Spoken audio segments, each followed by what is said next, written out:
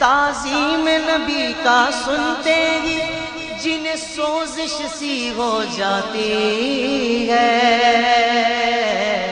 جنہیں سوزش سی ہو جاتی ہے، شوق توحید کے شربت سے، شوق توحید کے شربت سے ہم ان کا روگ مٹائیں گے،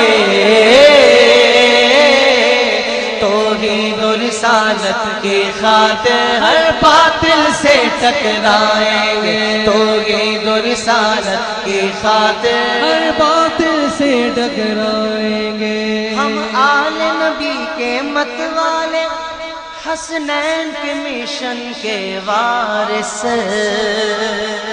کہ اہل سنت والجماعت کا جو عقیدہ ہے یہ بڑا مضبوط عقیدہ ہے۔ میں کہتا ہوں آقا صلی اللہ علیہ وسلم فرماتے ہیں وَإِذَا رَآ مَا يَكْرَهُ، جب خواب میں وہ دیکھے کہ جو اسے پسند نہیں ہے، کوئی رشتہ دار معاذ اللہ فوت ہو گیا، کوئی مالی نقصان ہو گیا، کوئی عجیب و غریب چیز ڈراؤنی اس نے خواب میں دیکھی، اب اس کے ہزاروں آگے شعبہ جات ہیں، تو ہمارے نبی علیہ السلام نے آج کے الجھے ہوئے لوگ اور آج کے پریشان لوگ کہ میں نے خواب دیکھا اور اس کے بعد میری طبیعت پریشان ہو گئی ہے، میں نے ایسے خون بہتا دیکھا، ایسے میں لوگوں کے جسم کے لوتھڑے دیکھے، یہ جس قسم کے بھی ہزاروں خواب ہیں، ہمارے نبی علیہ السلام نے ایک ہی جواب ان کا ارشاد فرمایا ہے، اور اس جواب کو سن لینے کے بعد ہر انسان کو اس پہ پورا عمل کرنا چاہیے، اور اپنے ہزار قسم کے غم جو خواب کی وجہ سے لاحق ہو سکتے ہیں،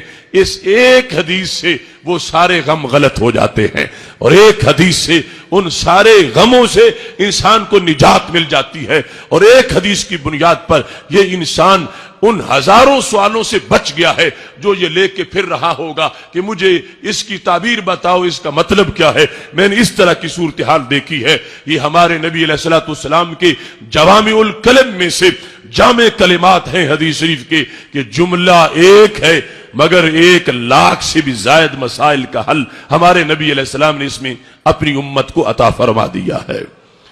کیا فرماتے ہیں؟ اذا رأى ما يكره، جب کوئی دیکھے خواب میں وہ چیز جو کہ اسے پسند نہیں ہے، نقصان ہے، حادثہ ہے، کوئی چیز ایسی ہے، تو فرمایا اب کیا کرے؟ فَلْيَتَعَوَّذْ بِاللَّهِ مِنْ شَرِّهَا، جو ہی جاگ آئے تو اعوذ باللہ پڑھے، جو ہی جاگ آئے اعوذ باللہ من الشیطان الرجیم، چونکہ ہے وہ شیطان کی طرف سے، اور شیطان اس سے بھی بندے کو نقصان پہنچانا چاہتا ہے۔ کیسے؟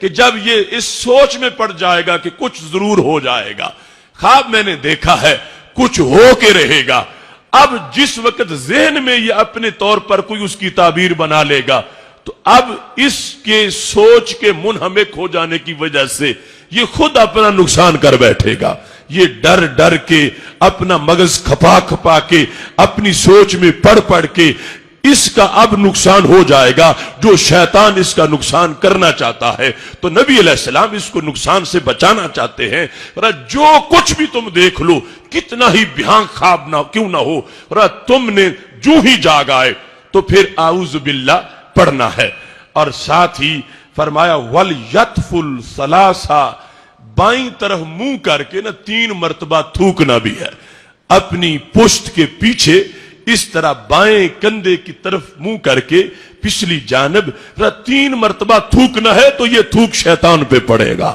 کہ جو تمہیں اس نقصان میں ملوث کرنا چاہتا ہے اور جو تمہیں اس نقصان کی طرف تمہارے دماغ کو لگانا چاہتا ہے، یہ تم نے ایسے کرنا ہے اور اعوذ باللہ پڑھنا ہے۔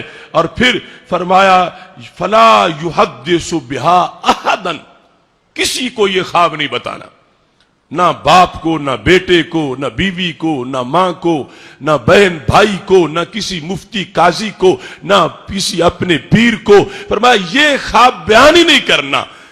تو کیا ہوگا؟ میرے نبی علیہ السلام فرماتے ہیں میں گارنٹی دیتا ہوں لن تضرہ، بندے کا کبھی بھی نقصان نہیں ہوگا۔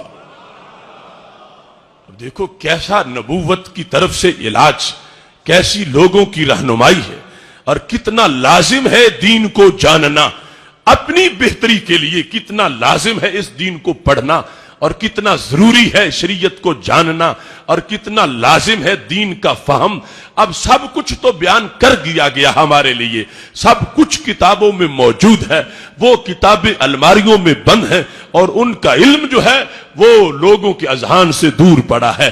یہی تحریک ہے ادارہ صراط مستقیم پاکستان کی کہ وہ علم جو کتابوں کے پیٹ میں ہے اس کو مجمع عام میں لوگوں کے سامنے پیش کر دیا جائے. اب ہر انسان جو ہے محتاج ہے اس حدیث کا, اس درس کا, خواب کے ان احکام کا.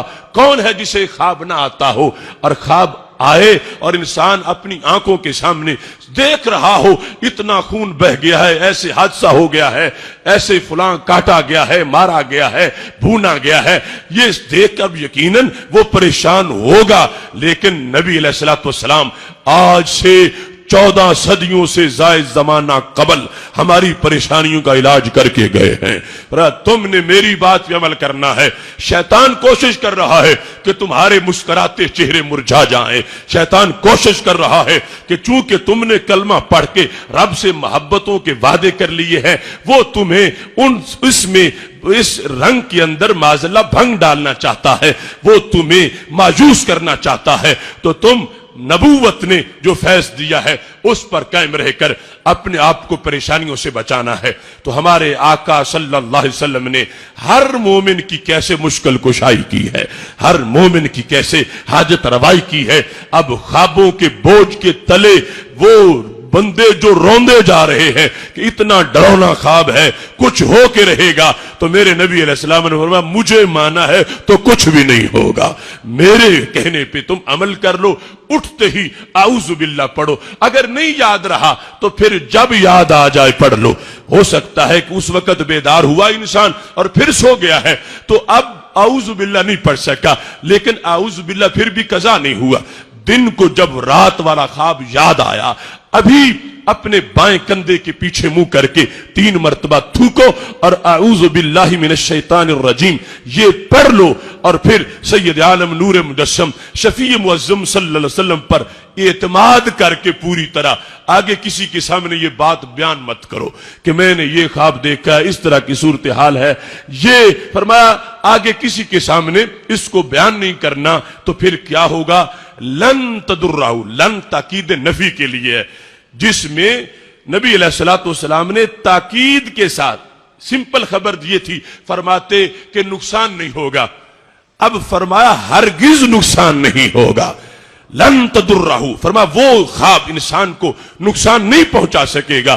تو اس واسطے ہمارا ایمان بالغیب ہے.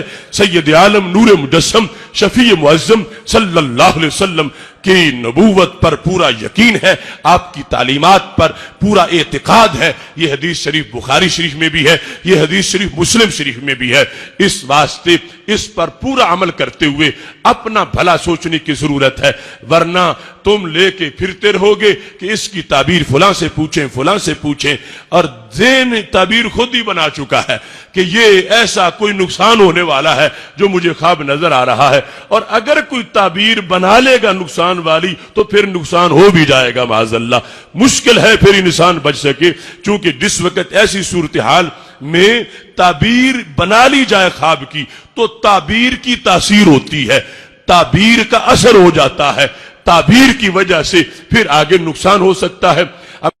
میں اللہ دے نام دی قسم کھا کے کہہ سکنا, اے میرے کو قرآن شریف ہے تہاڈا ایمان بچان واسطے. اے لو